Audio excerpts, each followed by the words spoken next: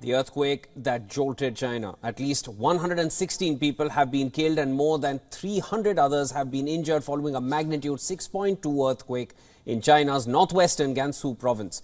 The quake has prompted intense rescue operations.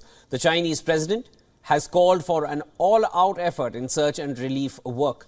The trembler caused severe shaking and heavy economic damage, flattening homes and buildings across the area. The earthquake knocked out power and water supply and transportation services in some parts of the adjoining Qinghai province as well. It was followed by several aftershocks. Now, viewers, in Qinghai province, Haidong city, at least 11 people have been killed and more than 100 are reported injured after the string earthquake.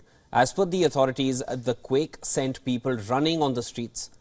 And now the 6.2 magnitude earthquake was logged in the Gansu-Qinghai border area late on Monday, the same area where Haidong is also located. The eastern part of Gansu is a major center of earthquakes in China, and the epicenter of the quake is in Jishishan County, which is about 100 kilometers to the southwest of Gansu province capital, Lanzhou.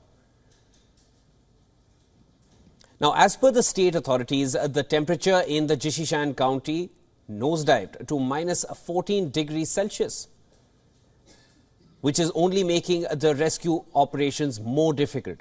Building collapses have exposed people to subpar temperatures at a time when China is experiencing record low temperatures. The Chinese top leader Xi Jinping has ordered the deployment of heavy workforces to prevent secondary disasters caused by factors beyond the earthquake. The country's emergency management office has activated a level 4 of disaster relief emergency. Tents, folding beds, warm covers, food and water are being supplied to the people affected by the earthquake. Now, the Taiwanese president, Tsai Ing-wen, took to her account on social media platform X to offer condolences to the families of the victims of the deadly earthquake.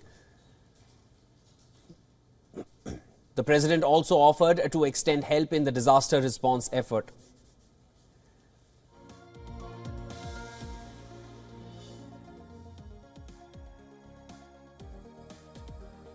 Earthquakes are not uncommon in China. In August this year, a magnitude 5.4 earthquake hit eastern China, injuring 23 people and collapsing dozens of buildings. Then in September 2022, an earthquake jolted the southwestern Chinese province of Sichuan. The strong tremors of 6.8 magnitude earthquake killed at least 74 people and triggered landslides as well.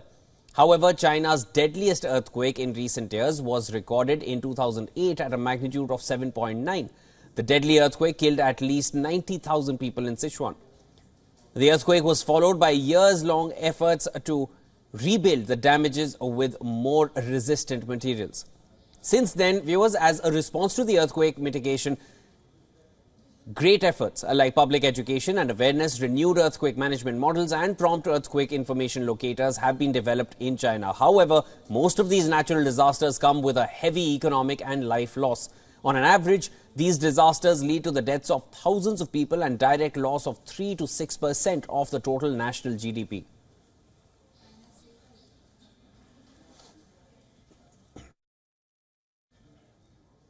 All right, we now shift focus to the Israel conflict. Of course, the Israel-Hamas war. Consequences of Israel's military operations in Gaza continue to be seen in the waters of the Red Sea.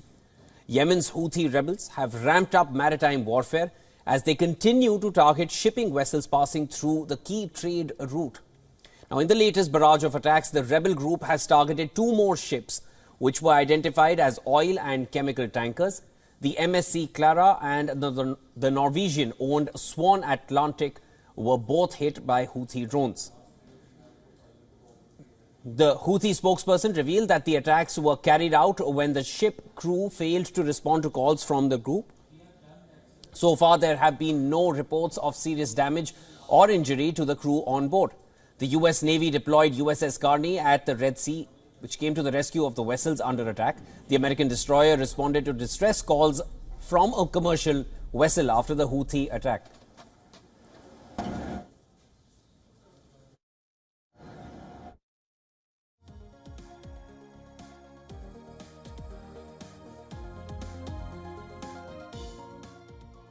The Norwegian company inventor, Chemical Tankers, says that there is no Israeli link in any part of the ownership or cargo transport process. Now, in the statement, the company further revealed that the information provider, Marine Traffic, has made wrongful claims on its website, saying that the ship is managed by a quote-unquote Israel-affiliated company. The statement elaborates how wrong information in the public domain could be the reason behind Houthis attacking their vessels. As the attacks in the Red Sea escalate, there is rising concern around long and short-term trade impact of this maritime war. The Iran-backed Houthis control a key point in the trade route, the Bab al-Mandeb Strait.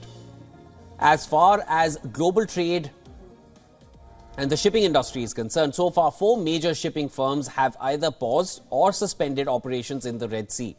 Close to 10% of oil exports are transported through this route. Analysts also say that the rising attacks will delay shipments by 19 to 30 days as vessels are forced to reroute. The move will trigger a surge in shipping costs, which in turn will impact retail prices of goods exported via the Red Sea route.